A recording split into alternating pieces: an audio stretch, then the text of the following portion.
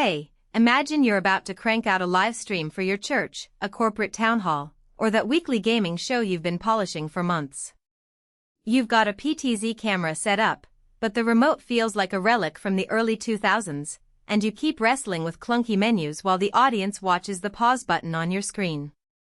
I've been in that spot more than a few times, and I get the hesitation when you're looking at a new controller that promises real-time production and custom control. Is it really worth the extra cash, or will you end up trading one headache for another? Link is in the description if you want to check the product details on Amazon. The PTZOptics SuperJoy combines a joystick, a big LCD screen, and a handful of control modes into one box. On paper it sounds perfect for anyone who wants to feel like they're behind a professional broadcast desk rather than shuffling through a laptop keyboard. The real question is whether the experience lives up to the promise when you actually start moving a camera around a live set. First off, who should consider this controller?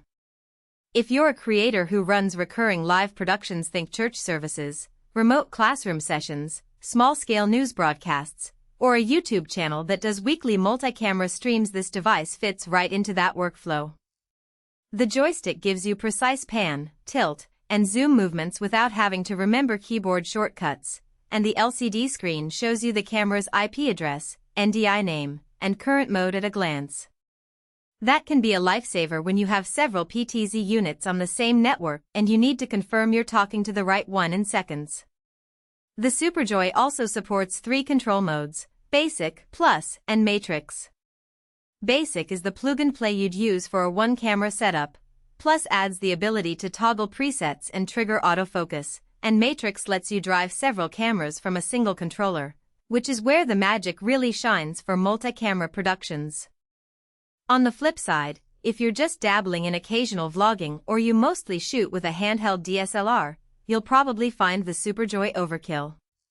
There's no real advantage to a joystick when you only ever need a single static shot, and the extra cost could be better spent on a better lens or a lighting kit.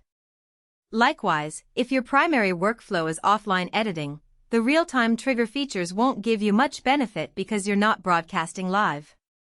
Now let's talk about the practical strengths. The most noticeable win is the large LCD screen.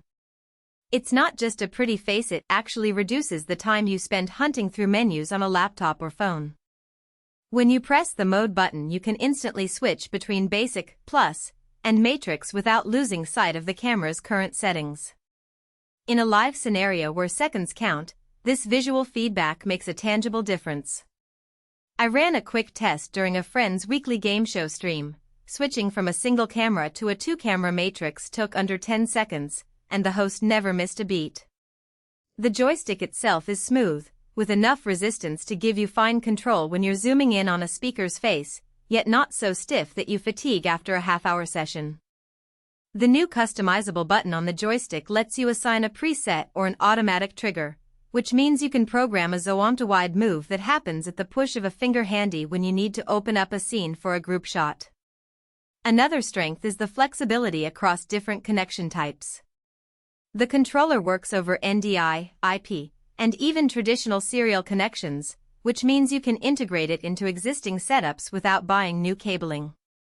In practice, this helped a small production company I know transition from their older serial PTZ rigs to newer NDI-based workflows without ripping out the whole control desk.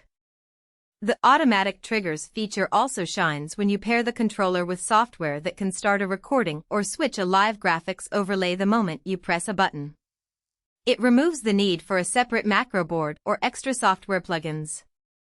Where the SuperJoy shows its limits is in the learning curve for the higher-level Matrix mode.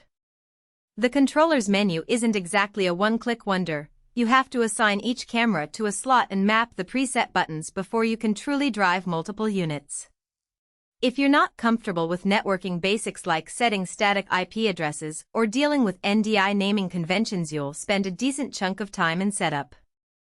That said, once you've got the initial configuration saved, daily operation is smooth, but the upfront investment of time can be a barrier for beginners who just want a plug-and-play solution. Battery confidence isn't a factor here because the SuperJoy draws power from its AC adapter, but the build does feel solid enough to survive being moved around a studio or a church sanctuary. That said, the unit itself is a bit heavier than a typical handheld controller, so it's not ideal if you need to hand it off from person to person.